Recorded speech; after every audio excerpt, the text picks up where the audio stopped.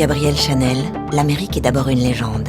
La petite orpheline avait inventé que son père était parti faire fortune outre-Atlantique et toute sa vie Coco entretiendra ce mythe. Pourtant, très vite, le continent rêvé devient réel. À la veille de la Première Guerre mondiale, la presse américaine repère les modèles libres et libérés de Chanel. Ses collections sont décrites, croquées, photographiées. En 1924, numéro 5 débarque aux États-Unis et emporte immédiatement les femmes du Nouveau Monde dans son sillage. L'Amérique l'aime, Hollywood la veut. Pour le producteur Samuel Goldwyn, seul Chanel peut détrôner le luxe ostentatoire au profit du vrai chic. Et à l'écran comme à la ville, habiller les vedettes du cinéma. Gabrielle se fait désirer. Elle traverse l'Atlantique pour la première fois en 1931, à bord du paquebot Europa. Débarque comme tous les candidats à l'aventure sur Ellis Island, accompagnée de Missia, un associé, 2 assistantes, 3 femmes de chambre, 2 mannequins, 15 malles et 35 bagages.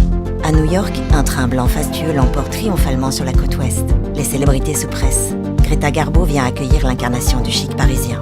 Les journaux titrent « Deux reines se rencontrent ». Gabrielle, qui a pour principe de ne jamais séparer luxe et simplicité, transforme les corps des stars de l'époque en silhouette Chanel. Pour Barbara Wicks, Madge Evans ou Gloria Swanson, elle crée des tenues somptueuses et dispose de moyens considérables en dépit de la crise. Mais Hollywood trouve sa mode trop épurée et Chanel préfère se retirer plutôt que de se plier et se renier.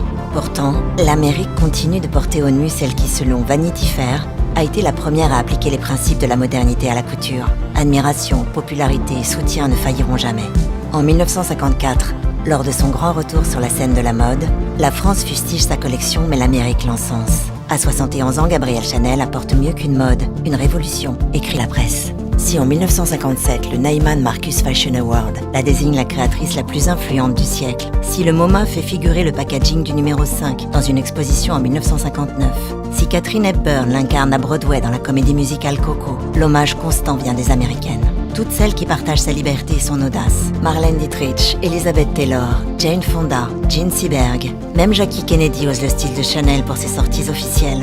Mais l'histoire d'amour entre les États-Unis et Chanel sera scellée à jamais le jour où 2 mythes se rencontrent, Marilyn Monroe et numéro 5. So I say Chanel number 5, because it's the truth. En déclarant qu'elle ne porte que quelques gouttes de numéro 5 pour dormir, Marilyn fera de ce parfum le plus beau des vêtements. Gabrielle, qui enfant avait fait de l'Amérique une légende, est devenue le temps d'une vie, une légende outre-Atlantique.